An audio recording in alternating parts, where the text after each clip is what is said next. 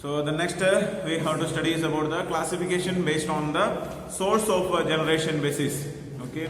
So the different like we have studied the classification of sources of finance based on a period basis and ownership basis. Now the next topic that we have to study is about the source of generation basis.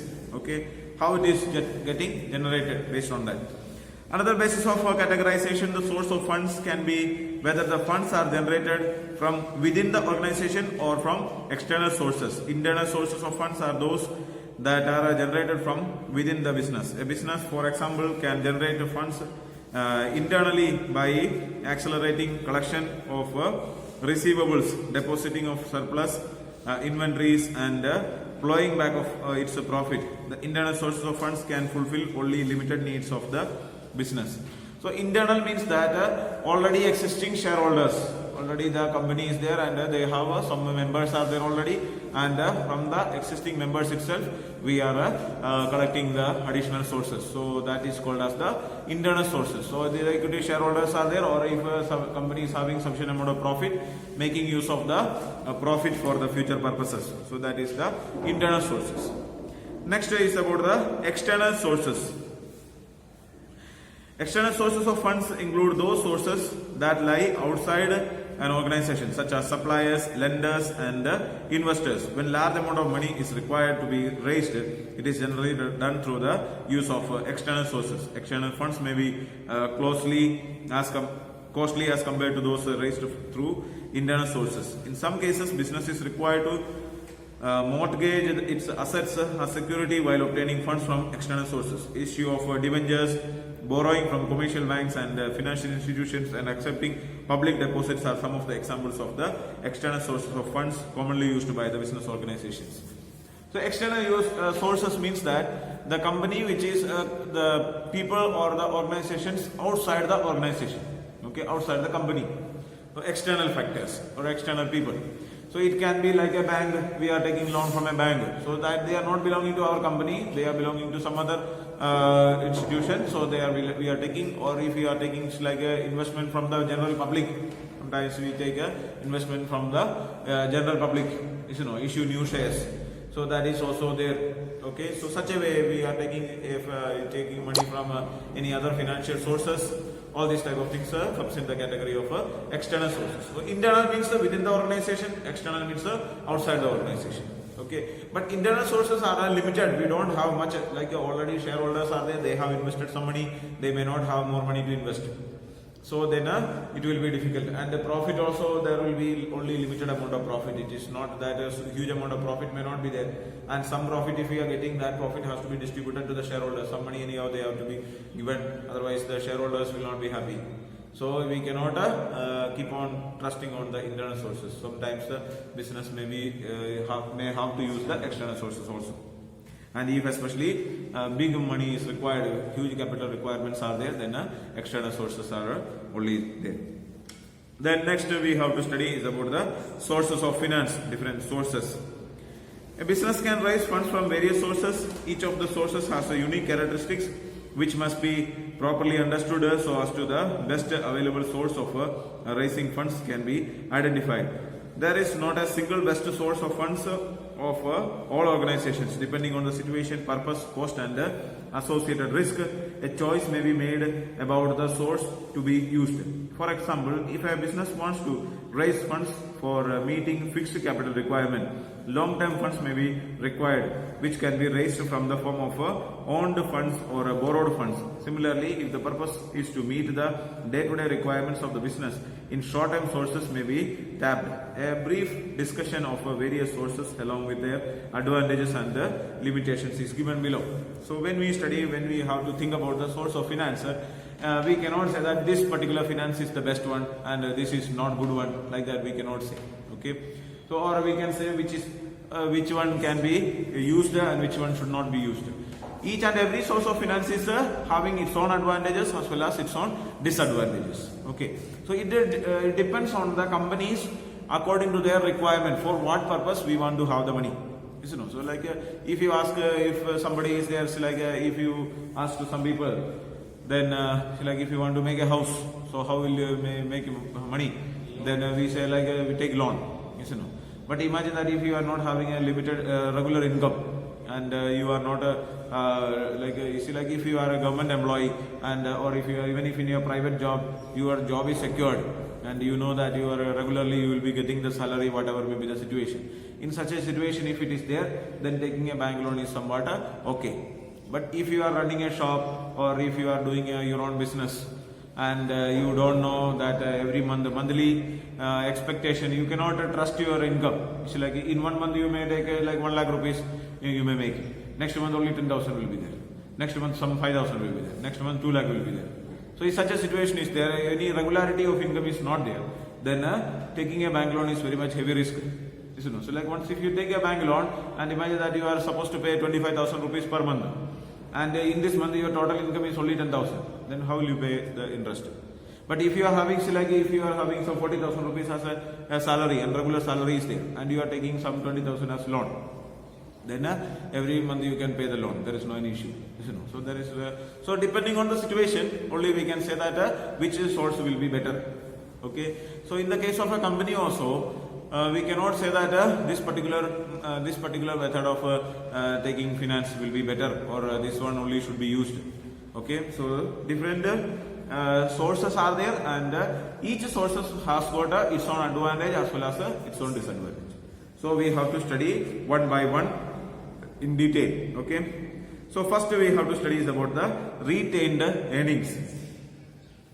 A company generally does not distribute all its earnings amongst the shareholders and as dividends. A portion of the net earnings may be retained in the company, known as retained earnings. It is a source of internal financing, of self-financing, or a plowing back of the profits. So like if a company is making, imagine that if a company made 20 lakh rupees profit, okay, but the full 20 lakh will not be distributed to the shareholders. Okay, some money will be kept with the company. So that they will decide, the company or the managers discussing with the shareholders, they will decide that how much of the money has to be distributed. Sometimes they will say that we will distribute 5 lakh and 15 lakh we will keep as retained earnings. Sometimes they will say that we will keep only 5 lakh and 15 lakh we will be distributing, or we will be like 10 lakh we will keep and 10 lakh we will distribute. So that depends on the company. But based on their requirement and the type of their shareholders, what is the interest of the shareholders also. Okay, so these two things have to be considered. So, but anyhow, all 100% of the profit will not be distributed. At least some 20% or 30% of the profit will be kept with the company, and this is called as the retained earnings. Okay. There are so many advantages of this one. The merits of retained earnings are retained earnings is a permanent source of fund available to an organization. So the retained earning we need not to pay back. You know, it is a permanent source. Once you get the money, you can use it for the entire lifespan of the business. Because like if you are taking a bank loan has to be paid back.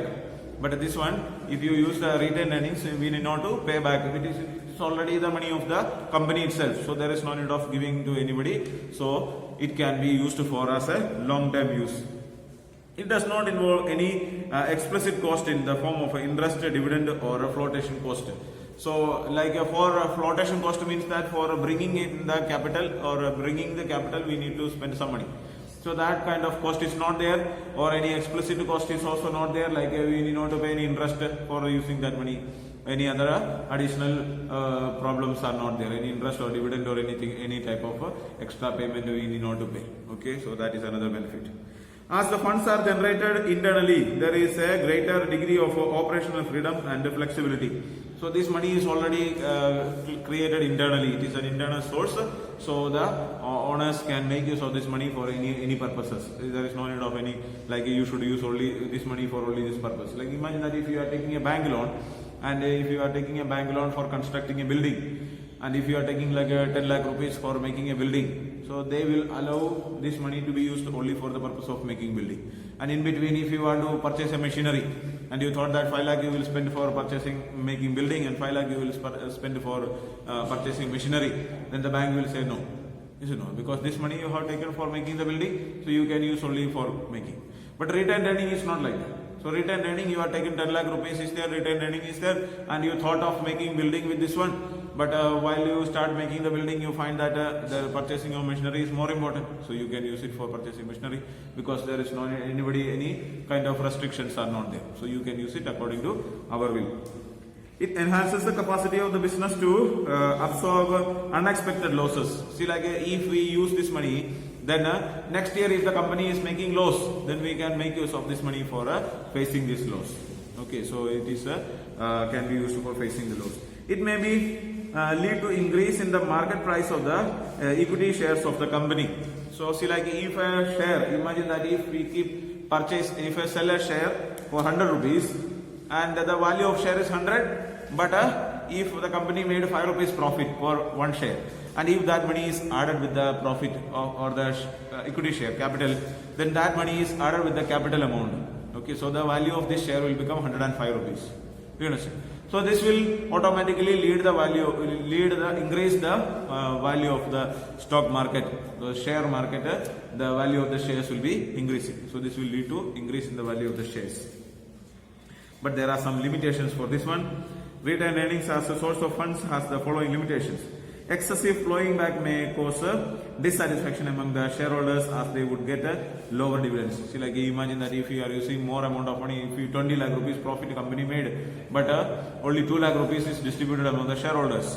So then shareholders may not be happy. And what happens is that if the shareholders will become so much unhappy, they will start selling the shares. And if they start selling the shares like that, then the value of the shares will go down. Okay, if shareholders are not interested to hold the shares, then the value of the shares will go down. So that will create a issue. Then it is under uncertain source of funds as the profit of business are fluctuating. We cannot trust on this one. So like in this year we will get a 20 lakh rupees profit, and out of that 15 lakh we can use, and thinking like that we cannot continue, because there is no any guarantee is not there that the company will make 20 lakh rupees profit.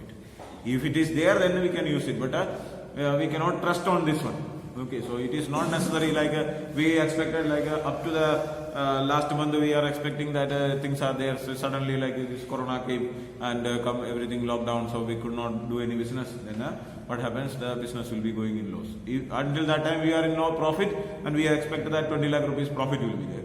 But suddenly if everything is closed and if we are unable to do transactions, then business will go in loss. Anytime the business can face loss. So it is not a trusted source. Then next one, the opportunity cost associated with these funds is not recognized by many firms. This may lead to sub-optimal use of the funds. So but even though we are using this one, there is an opportunity cost. If you use it another one, then there may be cost rising. So we studied about opportunity cost, no? So there is an opportunity cost hidden in this using of this one. So that cost is not calculated or not thought about this type of cost by the companies. So that is another limitation. The next source is that trade credit. Okay, so we studied about retained earnings and its merits and demerits we have already studied. Next we have to study is about the trade credit. Trade credit is the credit extended by one trader to another for the purchase of goods and services. Trade credit facilitates the purchase of supplies without immediate payment. Such credit appears in the records of the buyer of goods as sundry creditors or accounts payable.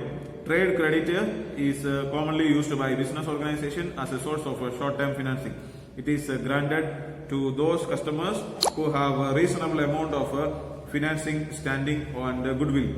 The volume and period of credit extended depend on the factors such as reputation of the purchasing firm, financing position of the seller, volume of purchases, past record of payment, and degree of competition in the market. Terms of trade credit may vary from one industry to another and from one person to another. A firm may also offer different credit terms to different customers. So trade credit means that's like a credit selling. See, like imagine that you are a retailer, we are running a retail shop, and then in Basti there is a wholesale shop, and we are bringing products from Basti and keeping in our shop and selling. But when you are going for purchasing the products, imagine that if you are purchasing a product of 1 lakh rupees from the wholesale shop, and there we need not to pay money, full money we need not to pay. Okay, so we will take the product and we will keep in our shop and we sell it. After selling, we will get the money, and that money we have to pay them.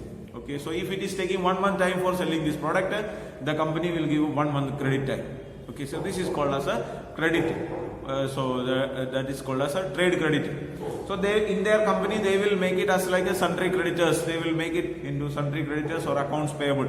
In studies, you are in accountancy, you are studying about this one, like accounts payable, accounts receivable. All these things are there. So you are studying about these things.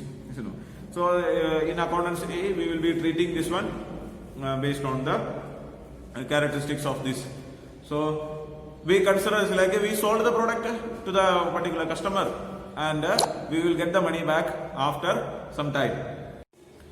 So this is called as the trade credit. So trade credit means we will take the product from the person, and imagine that it's like if it depends on the different companies will give different type of terms and conditions will be there. So like if you are if you know, imagine that like we are purchasing products from this LG showroom.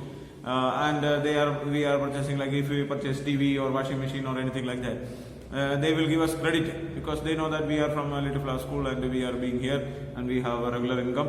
So if we are not, if at present, if we imagine that if we want to purchase something and we purchase it and full money, even if we are not paying, they will give some 50% credit or 25% credit and all. It is there. And if like for like we are doing the like building construction and all is that. So for like if we are purchasing like a cement from one company or tiles from one company or that's iron, different products we are bringing. So suddenly we need not to pay the money. You know, so we can keep it and we will be using it. So after some time they will give some 3 months time, 6 months time for paying the money back. So this is called as the trade credit. Okay. So it depends on the customers, and if the customer is trustworthy, if the customer is having proper goodwill, then only, and his previous record also. Imagine that first he purchased and went, and after he never paid the money back. Then after that, next we will not give him credit. But if he is like, imagine that we have given once we have given credit to this person, and after 1 week he has paid it back. So then the next time we will give again. So such a way it will be continuing. So it is trustworthy or goodwill of the person is there. Okay, so from which company we are purchasing, and if the company is or the previous records of the company, all these things will be taken into consideration. Then there are some merits and demerits of this one. Important merits of trade credits are as follows. Trade credit is a convenient and continuous source of fund. Trade credit may be repeatedly available in case the credit worthiness of the customer is known to the seller. So it is a continuous source. Every time we can do it. So like normally the wholesalers and retailers and all are doing it like that. You know, so like today, like if a retailer is there today, they will purchase the product and come, and they will keep it for 1 week. Then they will pay the money of this week. They will pay next week. And next week again they will bring the product and they will pay it in the another week. So such a way it will be there, it will be continuously used like that. And this will be provided based on the it is there about the trust credit worthiness of the customers. Like we know him and every day he is taking and giving back the money. So if that trust is created, then it will be continued. Then trade credit needs to promote the sales of an organization. See, like if we are providing, if a company is providing trade credit, it will promote the sales. You know, see, like if I am going into the shop and now I am ready to purchase, and imagine that if I am purchasing, if I go to a mobile shop and I found a very good mobile phone and I am interested to purchase suddenly, but now I don't have, like I have some 15,000 is the price of this product, and now I have only 5,000, and I am about ready to purchase this one. But the shopkeeper is telling, imagine that if the shopkeeper is one shop, there are 2 shops are there. So what happens if one shop, when I go, then I say that now I don't have money, I will pay next month, I will get salary and I will pay the money, 10,000 remaining, now I have 5,000, I will pay it now. Then the shopkeeper is telling that no, we cannot give credit. So if in such a way, that sale will not take place in that shop. But if you are going in another shop, and in that same shop, the same situation is there, but the shopkeeper is telling that I will be giving this money in when I get salary. So then if that person is becoming ready for that, then sales will increase there. more sales will be there. But there is a risk also. So like if the first shopkeeper is telling that I will give only on cash payment, and he is not there is no need of any taking any risk. But if the second shopkeeper is telling that I am giving you, sales will increase, but the problem is that if one person is taking a mobile phone with 5,000 and going and disappearing, not coming back again, then he will lose the money. So such a problem also is there. So that is why he has to see to it that whether the customer is trustworthy or not. Then if an organization wants to increase its inventory level in order to meet expected rise in the sales volume in the near future, it may use a trade credit finance the same. See, for example, like a winter is there. Okay, at the time of winter, we need to use more winter clothes. So suddenly, it is we may be in a situation that we don't have much money now to bring it, but we will take more products from the shop. So wholesale shop regularly we are taking. So we take more products, and we say that see, like normally if we are taking like products of 1 lakh rupees each every month we are taking, and for winter season we need to like some 5 lakh rupees product we have to take. So we ask to the if the shopkeeper, wholesaler, and if they are ready, then we will get more credit, and we will be able to sell it and make more profit. Okay, and it does not create any charge on the assets of the firm while providing funds. So there is no any charge and all is not there. See, like if you are taking any bank loan and all, then we are pledging the assets and all, and for that some additional charges and all are taken. But here this trade credit, for that any mortgage and all is not necessary to be given. So it is based on the trustworthy of the person, both like the seller and the buyer, the relationship between the buyer and seller, based on that it is generated. So there is no any kind of such issues not there. Then next we have to study is about the limitations. Trade credit as a source of fund has certain limitations which are given below. Availability of easy and flexibility credit to facilitate may include a firm to indulge in over trading, which may add to the risk of the firm. So see, like if a company is giving more credit like that, then every customers will start coming there, and we will be selling more products, but we will not be getting sufficient amount of money. Okay, so such a risk is there. So more products are, see, like if one company is selling 100 products and they got 1 crore rupees, but this another company sold 200 products, but they got only 50 lakh rupees, but 1.5 crore rupees is out. Do you understand? So that is risk. So if the company is others, out of this 1.5 crore, some 25 people, 25 lakh rupees may not be coming back. Okay, so that huge risk is there. So but that the company has to take, and only limited amount of funds can be generated through trade credit. So we cannot take a huge amount of money. So you cannot simply go and purchase a product of like some 5 lakh rupees product is there, and you are first time you are going and asking for 5 lakh rupees credit, they will not give. So like if you are purchasing a product like some 15,000 rupees, 20,000 rupees, like that, small value products are there, that is possible. But when you are purchasing a high value product, then shopkeepers may not be giving this credit. So there will be a problem like that. So it is only for a limited money it is possible, and it is generally a costly source of funds as compared to most other sources raising money. So it is like for the company who is giving it is like a costly source. Like if there is a loss taken, then huge loss will be there. So it is a costly affair for the companies. Okay, so these are the different sources. Next we have to study is about the factoring. Factoring is a finance service under which the factor renders various services which are includes. So factoring is another way of giving services, financial service. Discounting of bills with or without a resource, and collection of the client's debts. Under this, the receivables on the account of sale of goods or services are sold to the factor at a certain discount. The factor becomes responsible for all credit control and debt collection from the buyer, and provides protection against any bad debts losses to the firm. There are two methods of factoring. What is that? Recourse. recourse and non-recourse. Under recourse factoring, the client is not protected against the risk of a bad debt. On the other hand, the factor assumes to be the entire credit risk under non-recourse factoring, that is full amount of invoice is paid to the client in the event of the debt becoming bad. So factoring is like it is kind of like a we can say like a brokering so agents so these are some kind of agents.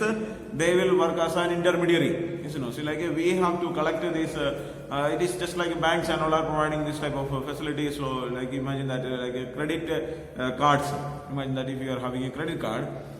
So this leasing on like a mobile phone, if you want to purchase, or any electronic items if you want to purchase, you can use your credit card for using it. So the bank, say like the shop, if you go to the shop, the shopkeeper will say that you can use your credit card for that. So by using credit card, what is doing is that like imagine that if I am having an account with HDFC Bank, okay, or ICICI Bank, or like PNB. So the PNB Bank is like if I am the shopkeeper, the money which I am giving to you, that money is provided to the bank by the this particular bank, and this bank is giving this money to this customer as a loan. Okay, so the taking responsibility, the money paying back, okay, the responsibility of paying back is collected by the ICICI Bank or the bank which we are doing. So the same way this is done. Okay, so there are some agents like things are there, factoring are there, so they will take up this money, the responsibility of collecting the bad debts. Okay, so if I have given money to you, then they will come and collect the money from you. So they will give me money. So if I am the shopkeeper, I will get the money from the factors, and they will collect it from the customers. So there are two types are there. So recourse and non-recourse. So recourse means that they will collect including the bad debts. Everything is there, and another one they don't include the bad debts. Then providing information about the creditworthiness of prospective clients, etc. Factors hold a large amount of information about the trading histories of the firm. This can be valuable to those who are using factoring service and can thereby avoid doing business with the customers having poor payment record. Factors may also offer relevant consultancy services in areas of finance, marketing, etc. So this they will provide us information like if there is a customer. So imagine that if the customer is new to us, we don't know much about this customer, but these factors, they know about the customers. They have all the previous records, what are the transactions that the company has made, all these things they know about the company. So if how the company is there, or how is the credit worthiness of these people, that they will be able to understand. So if we are about to give a credit to a customer, then if we consider with the factors, then they will give us information about how this person is there. So if he has got all good records are there, then the factors will say that you can give credit to that person, that he is having a very good record, he has already all the monies he has paid back. So and if a person is not trustworthy, then if he has not paid the money to some other companies, then they have all the records with this, and they will be also giving us the information about it. Okay. So regarding the bank loan, if you imagine that if you are going to take a bank loan, okay, so in that also see like this some like a credit worthiness is there. So there are like some credit points are there. So it depends on the way that see like imagine that you are applying for a bank loan in PNB, okay, and till now you have not taken any loan from PNB, but you might have taken a loan already from SBI and you have not paid it back, okay, but PNB do not know it, you know. But there is like this is like one group is there, like a factoring is there, so it is connected with every banks. Okay, so they can search in that and they will be able to know that this customer, even though it is not in BNB, if the person has got any other previous records of a loan taken and which has not paid back, that they will be able to understand it. Do you understand? So if he has taken a loan from SBI and he has not paid back, then PNB can understand that, and after that they will find out this one and they will reject the loan. Okay, they will not allow the customer to take the loan. Okay, so otherwise.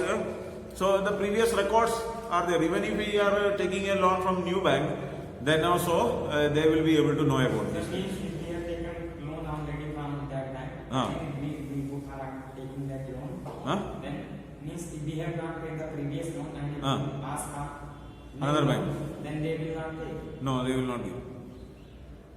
We have to complete all the process of all the previous. Means imagine that like if I have taken a car loan, okay, and like I took a car loan of 5 lakh rupees, and monthly payment is like every month I have to pay 10,000 each. Okay, so I have taken this loan from SBI, and I for like last 1 year I am continuously paying this loan. Okay, and now I am going to make a requesting for a home loan in PNB. And PNB, they know that's like if I am requesting for a new bank loan, and if 10 lakh rupees loan I am asking, then they know the previous records. So they know that like I have already 5 lakh rupees loan is there, and I am paying the money regularly. So then the bank will give me loan, no problem. But you imagine that like I have taken a bank loan from like SBI, 5 lakh rupees loan is taken, and 10,000 is the payment which I am supposed to pay per every month. And for last 5 months I am not paying any single rupees, and all this money is in pending. And now I am again going and asking in PNB for a new bank, a new loan for 10 lakh. Okay, then that they will not give. So because my previous already I have loan and I am not paying it back, so that they can understand. Understood? So they will find it out from other banks. So that is like these agents are there, so they will give information about these things. So they will be able to know. See, if you are making any record, any loan from any financial institutions, all these things, credit worthiness points are there. Credit points are there. Credit score is there. Okay, so based on this credit score, they will be able to means if my credit score is good, then a company will give. Any company can give me loan. But if my credit score is, imagine that is like if you have taken an educational loan and if you are not paid, and after 4 or 5 years, if the government is deciding that we have to write off all the bank loans, educational loans, or up to 5 lakh rupees or something like that, and your loan is written off. But what happens is that your credit score will go down. Okay, so that is the problem. Do you understand? Okay, then factors charge fees for the service rendered. Factoring appeared on the Indian financial scheme only in the early 90s as a result of RBI initiatives. The organizations that provide such services include SBI Factors and Commercial Services Limited, Can Bank Factors Limited, and Fairmost Factors Limited, State Bank of India, Canara Bank, Punjab National Bank, Allahabad Bank. In addition, many non-banking finance companies and other agencies provide factoring services. So these are some of the companies, those who are providing these factoring companies. Okay, so they are providing these facilities. So if you want to take a loan, then we can take it from them, and they will give, either they will take up the loan or the credit that we have taken, or they will give us information about the so they are not like, if it's like a SBI factor is there, so they don't they give information not only about SBI customers, but they know about all the banks also. Okay, all the type of transactions that you have made.